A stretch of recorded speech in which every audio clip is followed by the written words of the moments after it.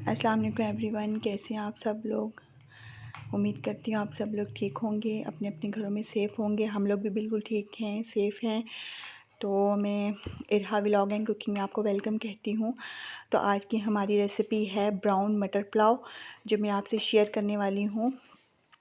تو اس کے لیے جو ہمیں انگریڈینٹس چاہیے ہوں گے وہ یہ آپ کے سامنے سارے انگریڈینٹس ہیں۔ یہ میں جیسے میں آپ یہ اپنی ریسیپی میں سٹارٹ کرتی جاؤں گی تو آپ لوگوں سے سٹیپ بائی سٹیپ شیئر کروں گی۔ تو ویڈیو پہ میرے ساتھ بنے رہیے گا لاسٹ تک۔ اور اگر آپ کو میری ریسیپی پسند ہے تو میرے چینل کو لائک، سبسکرائب اینڈ شیئر کیجیے گا، اور بیل آئیکن کو پریس کیجیے گا تاکہ میری آنے والی ہر نیو ویڈیو آپ تک بر وقت پہنچے۔ اچھا، تو ہم اپنی ریسیپی سٹارٹ کرتے ہیں۔ بسم اللہ الرحمن الرحیم۔ سب سے پہلے ہم لوگ ایک باؤل لیں گے اور اس میں میں نے ہاف پیالی آئل ایڈ کر لیا۔ آپ کوئی سا بھی آئل لے سکتے ہیں، میں نے یہ ریفائن لیا ہے آئل، اور اس کو ہم ہلکا سا گرم ہونے دیں گے، لائٹ سا۔ اور پھر ہم اس میں یہ 2 میڈیم سائز کے میں نے پیاز لیے ہیں، اس کو میں نے فائن چاپ کر لیا تھا، یہ ہم نے ایڈ کریں گے اس میں۔ اور اس کو اس کا ہم براؤن مٹر پلاؤ بنا رہے ہیں، تو اس وجہ سے ہم اس کا کلر تھوڑا ڈارک لے کے جائیں گے، ڈارک کی طرف لے کے جائیں گے۔ اگر آپ کو وائٹ مٹر پلاؤ پسند ہے تو آپ اس کا جو انین کا کلر ہے وہ لائٹ گولڈن رکھیں گے، بٹ کیونکہ میرے گھر میں سب تھوڑا ڈارک کلر کی رائس پسند کرتے ہیں، تو اس لیے میں اس کا کلر ڈارک براؤن کروں گی۔ تو ہم اس کو پیاز ایڈ کرنے کے بعد ہم کھڑے مسالے بھی اس میں ایڈ کر لیں گے۔ اس کے لیے ہم نے لیا 1 دال چینی، 3 چھوٹی الائچی، 3 لونگ، 1 بڑی الائچی اور 2 تیز پات، یہ ہم اس میں ایڈ کر دیں گے تاکہ جیسے جیسے ہمارے جو پیاز ہیں وہ فرائی ہوں، تو ساتھ ساتھ ہمارا جو کھڑا مسالے ہیں یہ بھی ہلکے سے فرائی ہو جائیں۔ تو ہم اس کو گولڈن ڈارک براؤن کلر کریں گے، تب تک ہم اس کو فرائی کرتے ہیں۔ اور آپ کو اگر میری ریسیپیز پسند ہے تو میرے چینل کو سبسکرائب کریں، لائک اینڈ شیئر کریں میری ریسیپیز کو۔ اور اگر آپ چاہتے ہیں کہ میں آپ کے لیے کوئی اور ریسیپی بناؤں تو مجھے کامنٹس میں آپ بتا سکتے ہیں، اور میری ریسیپی کے ریلیٹڈ بھی آپ کوئی فیڈ بیک دے سکتے ہیں۔ یہ ہمارا پیاز براؤن ہو رہا ہے۔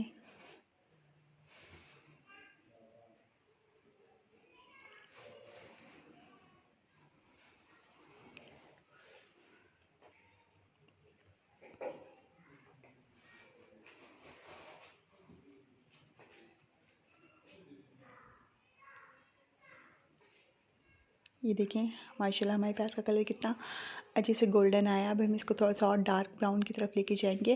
اگر آپ کو وائٹ مٹر پلاؤ پسند ہے تو آپ اتنا انین کا کلر یہ بالکل انف ہے، آپ اتنا ہی کلر رکھیے گا، اور آپ اس میں باقی کے مسالے ایڈ کر دیجیے گا۔ اچھا، یہاں اسٹیج پہ ہم اس میں 1 ٹی اسپون لہسن ادرک کا پیسٹ ہے، یہ میں نے ایڈ کیا ہے۔ اس کو بھی ہم پیاز کے ساتھ ہی فرائی کریں گے تاکہ ہمارا جو پیاز کا کلر ڈارک براؤن ہوتا جا رہا ہے تو جو لہسن ادرک کا جو ایک اسمیل سی ہوتی ہے وہ بھی ختم ہو جائے، اس کے ساتھ ہم دونوں کو فرائی کریں گے۔ جیسے آپ کا پیاز، اچھا آپ نے اپنے پیاز کا کلر بلیک نہیں کرنا، بس ڈارک براؤن کرنا ہے۔ جیسے آپ کے پیاز ڈارک براؤن ہو جائیں تو آپ نے اس میں یہ ٹماٹو پیسٹ ہے میرے پاس، یہ میری ٹماٹو پیوری تیار کی تھی، اس کا میں نے 3 to 4 ٹیبل اسپون لیا ہے۔ تو آپ بھی یہ ایڈ کریے گا اسٹیج پہ آ کے، اور اگر آپ کو یہ میری ریسیپی دیکھنی ہے تو آپ میری چینل پہ جا کے ٹومیٹو پیوری کے نام سے یہ ریسیپی ہے، تو آپ اس جا کے دیکھ سکتے ہیں۔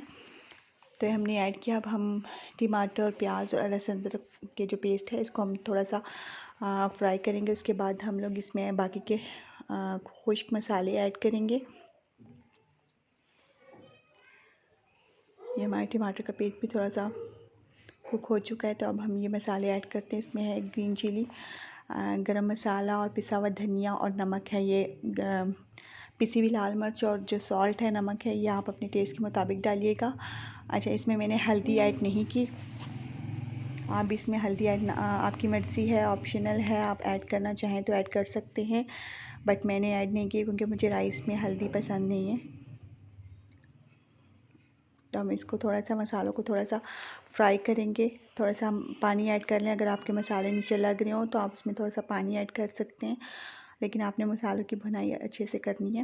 اب ہم اس میں یہ ہری مرچیں ہیں 3 سے 4 ہی، اس کو میں نے درمیان میں سے کٹ لگا لیا، یہ ہم اس میں ایڈ کر دیں گے۔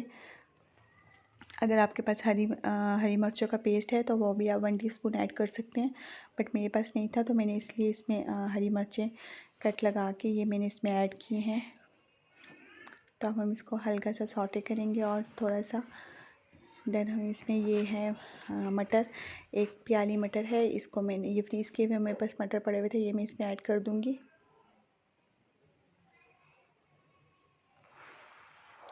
اس کی ہلکی سے بھنائی کریں گے، دین ہم اس میں واٹر ایڈ کر کے اس کو 3 to 4 منٹس کے لیے ہم اس کو دم پہ لگا دیں گے، تاکہ ہماری جو مٹر ہے وہ تھوڑی سی کک ہو جائیں، باقی کے پھر آگے جو ریسیپی چلے گی تو اس میں کک ہو جائیں گے۔ اگر ہم لوگ مٹروں کو صحیح کک نہیں کریں گے تو وہ لاسٹ میں چاولوں پہ تھوڑا سا ان میں کچا پن رہ جاتا ہے، اس وجہ سے تو ہم لوگ اس میں تھوڑا سا واٹر ایڈ کر کے اس کو دم پہ لگا دیں گے 3 to 4 منٹس کے لیے۔ یہ ہم نے واٹر ایڈ کیا،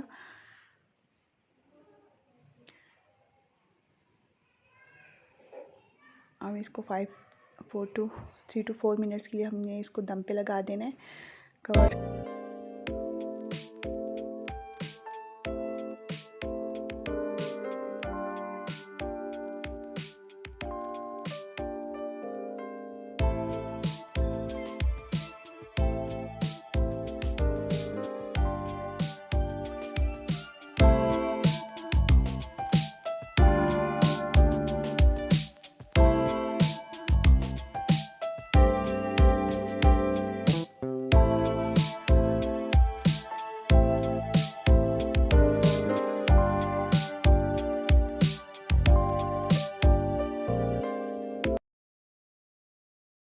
اب ہم چیک کریں گے، بسم اللہ الرحمن الرحیم۔ یہ دیکھیے ہمارے مٹر آئی تھنک تھوڑے سے کک ہو چکے ہیں، اس کو چیک کر لیں گے ہم لوگ۔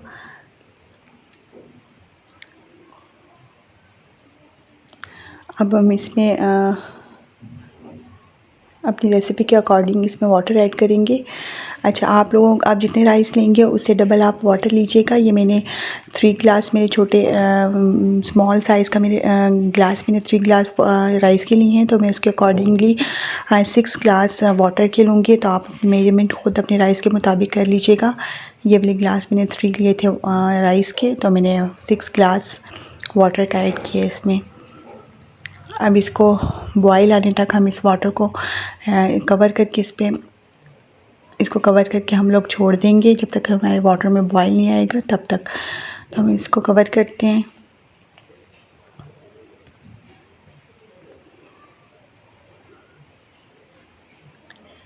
یہ دیکھیں ماشاءاللہ ہمارے واٹر کو بوائل آ چکا ہے۔ اب ہم اس میں رائس ایڈ کریں گے۔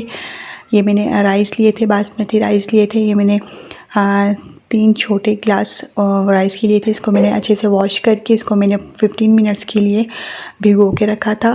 دین پھر میں نے اس میں پانی اس کا نکال کے تو میں اس میں ایڈ کر رہی ہوں۔ اچھا، ایڈ کرنے کے بعد آپ چمچ لازمی ہلائیے گا، کیونکہ چمچ نہ ہلانے سے پھر ہمارے کچھ چاول میں مسالہ اندر تک نہیں جاتا، کچھ چاول ہمارے ایسے وائٹ ہی رہتے ہیں۔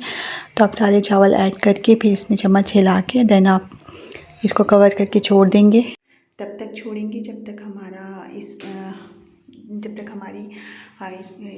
دم پہ نہیں آ جاتے چاول، اس ٹائم تک کے لیے ہم اس کو کور کر کے چھوڑ دیں گے۔ جیسے ہی ہمارے دم پہ چاول آئیں گے دین ہم اس کو دم دیں گے۔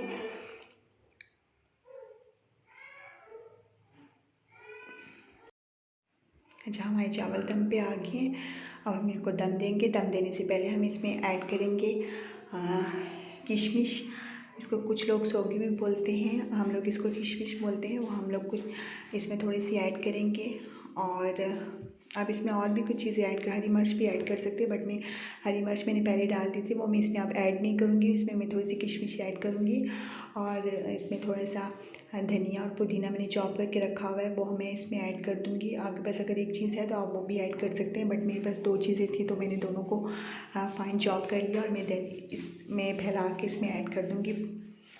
سارے رائس میں اس میں یہ ایڈ کر دوں گی، اور اس کو پھر میں 10 to 15 منٹس کے لیے دم پہ چھوڑ دوں گی، لو فلیم پہ کور کر کے۔ اب جب ہمارے چاولوں کو دم آ جائے گا دین پھر ہم لوگ اس کو چیک کریں گے۔ اچھا، اس میں سرکہ بھی آپ ایڈ کر لیجئے گا، 1 टीस्पून। इससे क्या होगा, आपके चावल राइस जो होंगे वो चिपकेंगे नहीं, अलग अलग बनेंगे।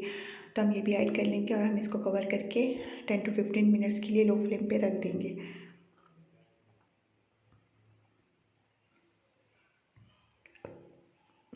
यानी कि हमारे राइस को दम आ चुका है माशाल्लाह। हम इसको चेक करते हैं। देखिए हमारे राइस बिल्कुल रेडी हो चुके हैं और देखें ये बिल्कुल भी चिपके चिपके नहीं बने, बिल्कुल अलग अलग राइस बने। आप ये देखें।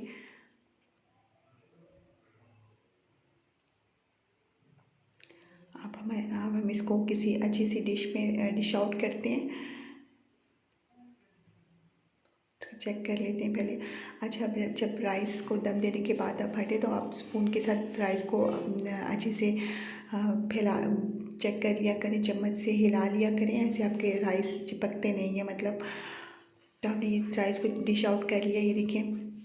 अच्छा, जितने यमी ये लग रहे हैं उतने ही यमी ये टेस्ट में भी होंगे। आप ज़रूर इसको ट्राई कीजिएगा मेरी रेसिपी को और फीडबैक लाजमी दीजिएगा मुझे कि आपको ये मेरी रेसिपी कैसी लगी। और मेरे चैनल को सब्सक्राइब एंड मेरी वीडियो को लाइक एंड शेयर कीजिएगा और अपनी दुआओं में याद रखिएगा। अल्लाह हाफिज़।